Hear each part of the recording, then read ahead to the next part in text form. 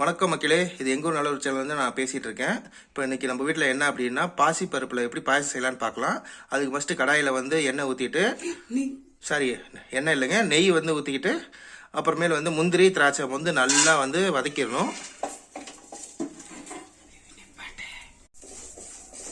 100 gram பாசிப்பருப்பு பார்த்தீங்கன்னா இந்த மாதிரி நெய்யில் நல்லா வணக்கி வேக வைக்கணும்.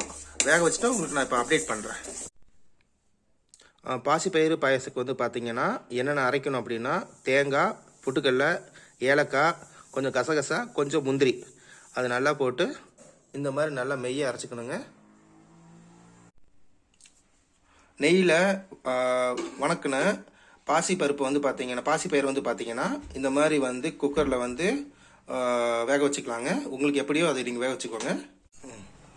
பாசிப்பயிரை இந்த மாதிரி நல்லா வேக வச்சுக்கணுங்க. குக்கரில் இந்த மாதிரி இந்த பதத்துக்கு வெந்த பின்னாடி தேவையான அளவு வெல்லத்தை சேர்க்கணுங்க.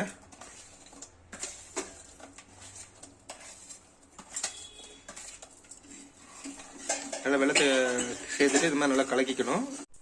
இப்போ நல்லா வணக்கின இந்த முந்திரியையும் நெய்யில் வணக்கின முந்திரியையும் திராட்சையும் இதில் ஆட் பண்ணுங்க.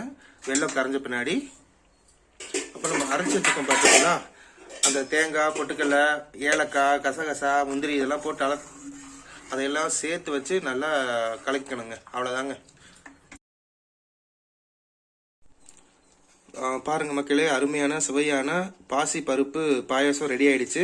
இது நல்லா இந்த மாதிரி கொதிச்சதும் அப்புறம் கீழே இறக்கி வச்சு கொஞ்சம் ஆறின பின்னாடி 1/4 லிட்டர் பால் மட்டும் இது ஃபைனல் டச்சை ஆட் பண்ணிக்கணும். அதை நான் இந்த வீடியோவில் சொல்லிடுறேன்.